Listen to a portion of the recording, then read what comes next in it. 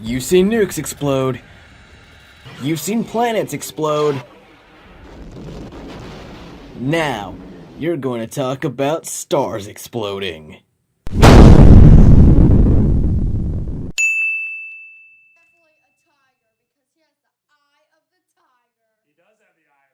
Are you sure about that?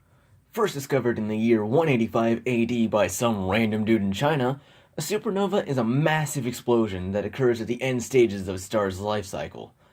They are very rare, with the last supernova from our own galaxy being witnessed in 1604 by various astronomers, including Kepler.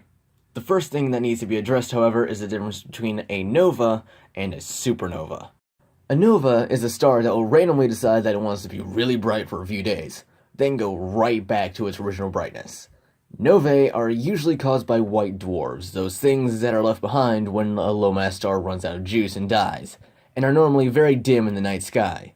In order for them to have enough energy to become a nova, however, a white dwarf must be part of a binary system, stealing matter from the larger neighboring star, and creating an accretion disk, which is just a large disk of matter surrounding the white dwarf.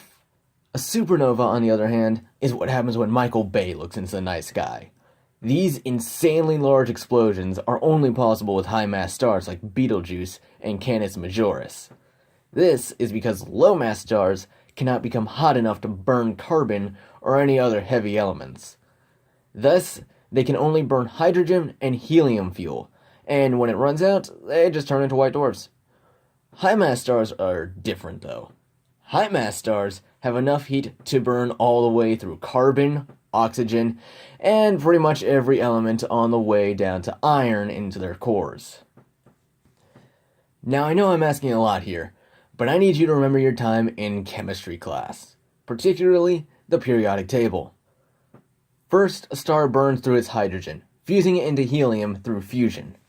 If you need a reminder of what fusion is, it's when two atoms smack into each other at really high speeds, and then get stuck together, the energy released from which is what gives a star its heat and its light, nuclear explosions.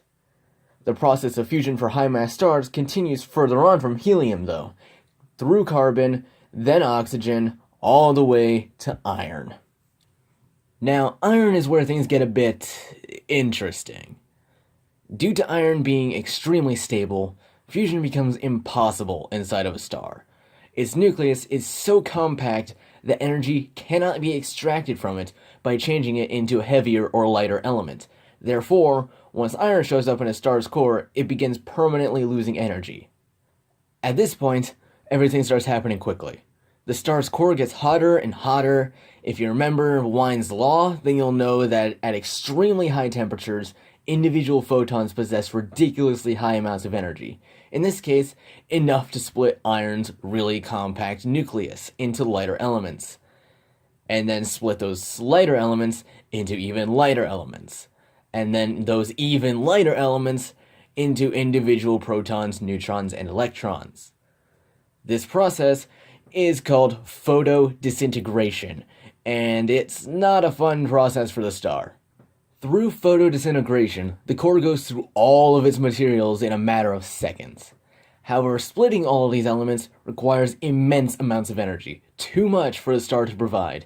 That means that during this process, the star throws all of its energy into fission, which cools the core and reduces the pressure inside. Now, there is nothing left but electrons, neutrons, protons, and photons, all packed together at extremely high density. As the star starts shrinking and the density increases, the photons and electrons are actually crushed together to form neutrons and a really compact little particle called a neutrino, which sort of exists, but also sort of doesn't. But that's some high concept stuff that isn't really important to us right now, so ignore it for now. Now, the electrons have been merged with the protons, and the neutrinos had said, "Screw you guys, I'm going home," and have escaped into space, leaving nothing to stop the star from saying "screw it" and collapsing all the way. Once the star gets to this point, however, the neutrons continue resisting each other as they get closer and closer due to gravity, producing intense pressures that slow the core's collapse. However, By then, it's already too late. The core is no longer in equilibrium and may increase its density greatly before once again expanding. Now, before we get to the good bit, let me just summarize what just went down, because it's a bit complicated. In a nutshell, core makes iron causes the core to start shrinking, and now it's shrunk so much that it's about to expand again. You good? No? Well, too bad. So, I'm going to simplify a lot of science jargon. The star goes boom.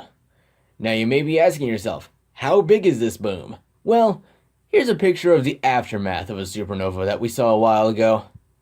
In another galaxy.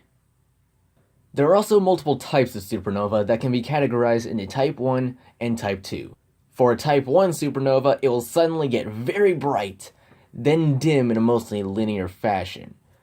Type 2s, on the other hand, will get very bright, start dimming, but then plateau for a bit before dimming all the way. Type 2s can only occur with high-mass stars, because those are the ones that go bang.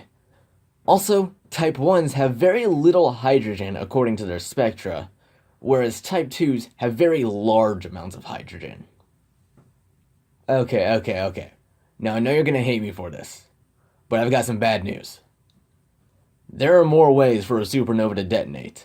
The supernova I just described is called a core collapse supernova, where, you guessed it, the core collapses on itself. There is also the carbon detonation supernova. Now, to explain the carbon detonation supernova, we need to go back to white dwarfs.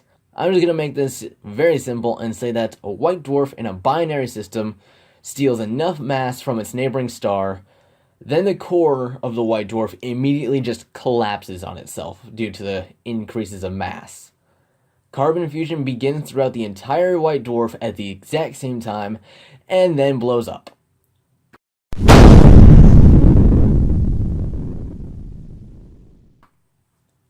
Though it's not so much an explosion as an implosion, and a violent one at that. This is what causes a Type 1 supernova, the one with very little hydrogen. So, what's left after a supernova? Well, in most cases, nebula are what remains. These large clouds of gas and dust are all of the elements that were once inside of the star that just pulled a chaozu and detonated themselves. One of the most famous of these nebulas, the Crab Nebula, is actually the remnant of a star that detonated itself during the Middle Ages, and is still around today and has been studied ever since. The explosion also leaves behind heavy elements. I'm gonna summarize 6 pages of textbook here, and just tell you that after the explosion, the atoms smack into each other and make the rest of the periodic table. The key terms you're gonna need to know here are stellar nucleosynthesis, helium capture, and neutron capture. Wait, but if stars keep exploding, how do we still have new stars being created? Well, if you remember from what I'm assuming the other groups told you, stars are created inside nebula. Where do nebulas come from? Dying stars. Basically, a star is made in a nebula, it goes through its life cycle, then, assuming it's a high-mass star, or a low-mass star in a binary system, it goes supernova, creating heavy elements that are spread out in a new nebula. And the dust from that new nebula is used to make new stars and planets. The term for this is stellar recycling.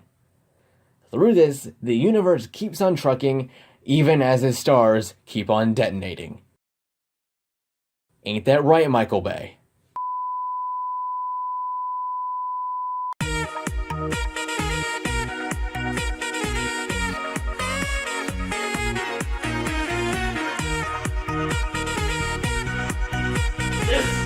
This is not okay. This needs to stop now. This is cancer. This is so much cancer that I can feel the tumor